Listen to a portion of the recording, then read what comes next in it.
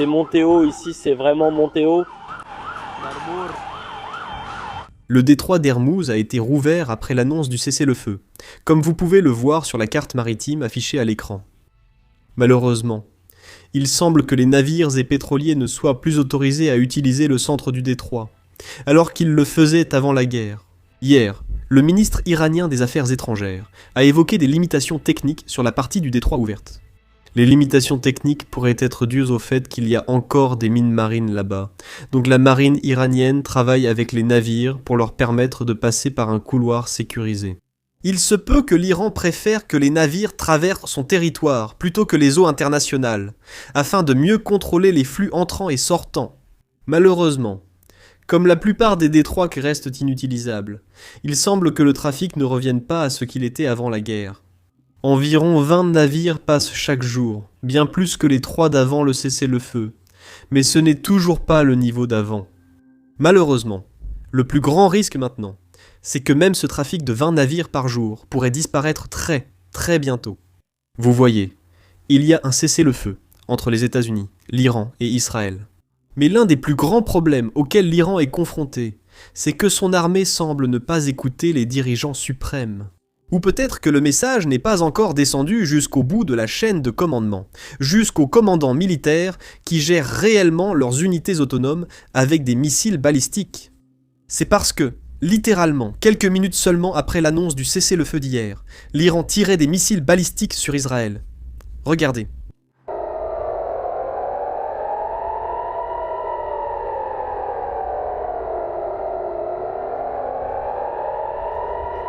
Ce que vous venez de voir là, c'était un missile balistique iranien avec une ogive à sous-munitions, ces sous-munitions pleuvant sur la deuxième plus grande ville d'Israël, Tel Aviv. Cela est arrivé après que le cessez-le-feu a été annoncé par le président Trump et qu'il a été indiqué qu'il faudra du temps pour mettre en place cet accord. C'était seulement quelques heures après l'annonce du cessez-le-feu, ce qui était compréhensible, car nous avions déjà vu cela lors de la guerre de 12 jours l'an dernier. Même si les dirigeants des deux pays étaient convenus d'un cessez-le-feu, nous avons quand même vu quelques attaques de part et d'autre, et il a fallu un certain temps pour que toutes les attaques cessent. Donc, c'est compréhensible, parce que cela s'est déjà produit auparavant, et aussi parce que l'Iran a déclaré très publiquement que son armée est très indépendante des autorités civiles, ce qui veut dire qu'ils continuent simplement à mener leurs opérations, parce que tous les assassinats qui avaient lieu en Iran ont mis en place cette situation. Il est donc logique que l'arrêt de toutes les attaques prenne du temps. Mais ce qui n'a pas de sens, c'est que les attaques continuent encore plus de 14 heures après l'annonce du cessez-le-feu. Et il n'y a pas que Israël qui est attaqué, même les pays du Golfe sont attaqués. Et devinez quoi ? Certains d'entre eux commencent maintenant à riposter. Ce phénomène, absent durant la guerre, apparaît maintenant pendant le cessez-le-feu. L'Iran a attaqué les Émirats arabes unis après l'annonce du cessez-le-feu. Ils ont attaqué le Koweït. Ils ont attaqué l'Arabie Saoudite et ils ont attaqué le Qatar. Donc, il semble soit que le message n'a pas encore été relayé dans la chaîne de commandement, soit que la direction iranienne n'a pas réellement le contrôle total de l'armée. Et c'est quelque chose qui inquiétait déjà les Américains auparavant. Ils voulaient savoir qui avait réellement le contrôle. Et c'est pour cela qu'il y avait, je suppose, des tests pour déterminer à qui ils avaient affaire. Les États-Unis ont demandé à leur interlocuteur de prouver son contrôle sur l'Iran. Pour cela, cette personne a laissé passer 10 navires par le détroit d'Ormuz. Encore une fois, le détroit d'Ormuz était ouvert. Donc, il y a de bons arguments pour dire que la personne avec qui les États-Unis négocient a le contrôle sur la marine qui gère le détroit d'Ormuz, mais n'a pas le contrôle sur l'armée iranienne qui gère les missiles balistiques. Ce matin, le Pentagone a tenu une conférence de presse, résumant essentiellement tout ce que l'armée américaine a accompli au cours du dernier mois environ, dans le cadre de l'opération Epic Fury. Et pendant cette conférence de presse, Pete Hegseth a été interrogé sur les missiles que l'Iran continue de lancer. Eh bien, écoutez sa réponse. Mary Margaret pour The Daily Wire, 2 questions. L'Iran a déclaré qu'un passage en toute sécurité par le détroit d'Ormuz serait possible en coordination avec les forces armées iraniennes et, je cite, des limitations techniques. Que pensez-vous que cela signifie? Et nous avons également entendu des rapports selon lesquels l'Iran a continué de frapper des cibles jusque tard dans la matinée. Quand la période de grâce finit-elle? Leur en donnons-nous une? Y a-t-il un malentendu? Que se passe-t-il? Ce que nous savons, c'est que L'Iran va dire beaucoup de choses. Beaucoup de gens vont dire beaucoup de choses, revendiquer beaucoup de choses. Ce qui a été convenu, ce qui a été déclaré, c'est que le détroit est ouvert. Notre armée surveille, tout comme la leur, mais le commerce continuera. C'est à cela que les marchés ont réagi. Nous surveillons les tirs en temps réel la nuit dernière, comme toujours. L'Iran ferait bien de trouver un moyen d'envoyer le message à ses troupes dans des endroits isolés pour leur dire de ne plus tirer, des attaques kamikazes ou des missiles, car les cessez-le-feu prennent parfois du temps à s'appliquer. Nous surveillons la situation, nous sommes prêts si nécessaire, mais nous espérons et croyons que cela tiendra. Maintenant, c'est là que les choses deviennent encore plus confuses. La nuit dernière, il y a eu une attaque contre une raffinerie iranienne sur l'île iranienne de Levant. Cette attaque était clairement un événement important. Mais selon des responsables américains, ce n'étaient ni les États-Unis ni Israël qui ont mené cette attaque. Et selon certaines spéculations qui circulent en ligne, il semble que des avions de chasse des Émirats arabes unis étaient dans les airs au moment de cette attaque.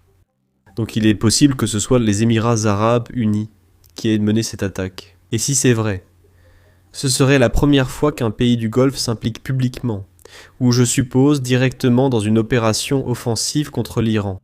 Encore une fois, ce n'est qu'une rumeur qui circule. Nous n'avons en fait aucune preuve concrète que les Émirats arabes unis aient mené cette attaque ou non. Il y a aussi une rumeur qui circule selon laquelle il s'agirait d'une attaque israélienne sous faux drapeau pour prolonger la guerre.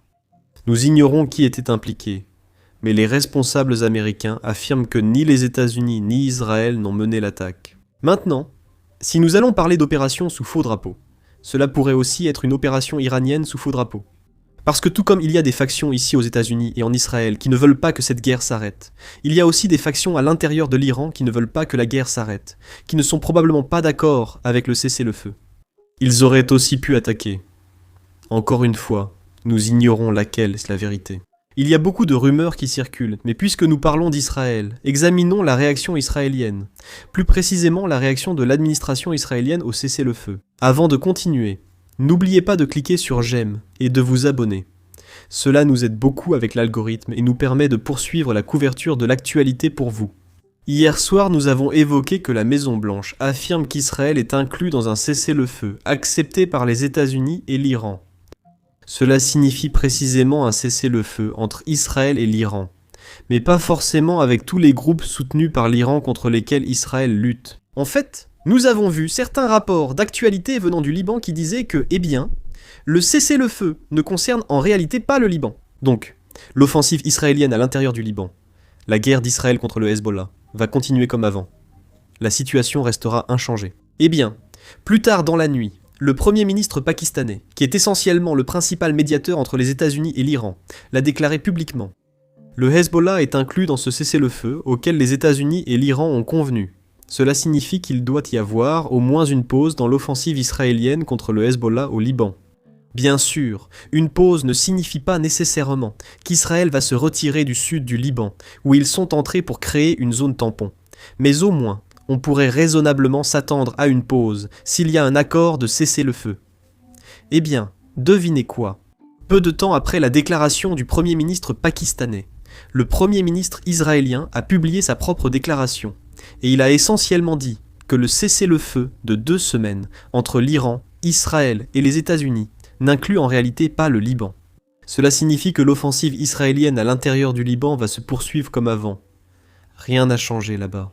C'est quelque chose que le président Trump lui-même a confirmé ce matin en parlant à un journaliste de PBS, disant en gros que le Hezbollah ne faisait pas partie de l'accord conclu entre les États-Unis et l'Iran. Cela signifie qu'il n'y a aucune restriction pour Israël dans son offensive à l'intérieur du Liban. Maintenant, c'est là que les choses deviennent un peu plus intéressantes. Car ce matin, l'offensive israélienne n'a pas seulement continué, elle a atteint un niveau que nous n'avions jamais vu auparavant. Israël a mené ses frappes les plus violentes depuis le début de la guerre.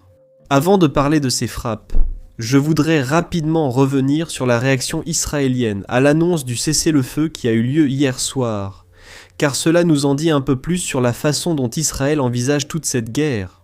Selon le Wall Street Journal, Israël a été informé du cessez-le-feu, à la toute dernière seconde, et n'était pas très satisfait du fait que les États-Unis aient accepté un cessez-le-feu. En fait, Benjamin Netanyahou n'a pas du tout été impliqué dans les négociations. Après que les États-Unis aient accepté un cessez-le-feu, avant l'annonce publique, le président Trump a appelé le premier ministre israélien pour l'informer. Nous allons vers un cessez-le-feu. Les Israéliens, bien sûr, ont accepté de participer au cessez-le-feu, mais ils parlèrent spécifiquement de l'Iran. Ils ont précisé que l'Iran et le Liban sont deux théâtres distincts, donc le Liban n'est pas inclus dans cet accord. Tout cela nous amène à ce matin, lorsque Israël a mené la campagne de frappes aériennes la plus intense à l'intérieur de Beyrouth depuis le début de cette guerre. Nous n'avons rien vu de tel depuis le début de la guerre. Près de 100 frappes aériennes israéliennes ont eu lieu en moins de 10 minutes. Il semble qu'à cause de cette frappe aérienne, le cessez-le-feu est en train de s'effondrer. L'Iran et les médias disent maintenant qu'ils vont se retirer de l'accord de cessez-le-feu et, en plus, ils refuseront d'assister à la réunion en personne qui doit avoir lieu ce vendredi au Pakistan à cause des attaques en cours au Liban. L'Iran demande surtout l'arrêt des attaques. En plus de cela, on voit aussi dans la même déclaration des mêmes médias d'État que l'Iran a interrompu le trafic des pétroliers dans le détroit d'Ormuz. Encore une fois, il y a encore d'autres marchandises qui sont également transportées vers le détroit d'Ormuz. Donc je suppose que cela continue toujours, ou peut-être qu'ils n'ont pas précisé ce qu'ils visaient. Mais malgré tout, les pétroliers représentent la majorité du trafic entrant et sortant du détroit d'Ormuz. Donc, étant donné que l'Iran dit maintenant qu'ils vont le fermer, cela signifie en gros que le cessez-le-feu est en train de s'effondrer en seulement 12 heures. Voici plus de détails. Bonjour, nous commençons avec une nouvelle de dernière minute. Les médias d'État rapportent que l'Iran a interrompu le passage des pétroliers dans le détroit d'Ormuz après les attaques israéliennes contre le Hezbollah au Liban. Plus tôt aujourd'hui, nous savons que 2 navires ont pu traverser ce passage, mais encore une fois, les médias d'État rapportent que les Iraniens bloquent le détroit.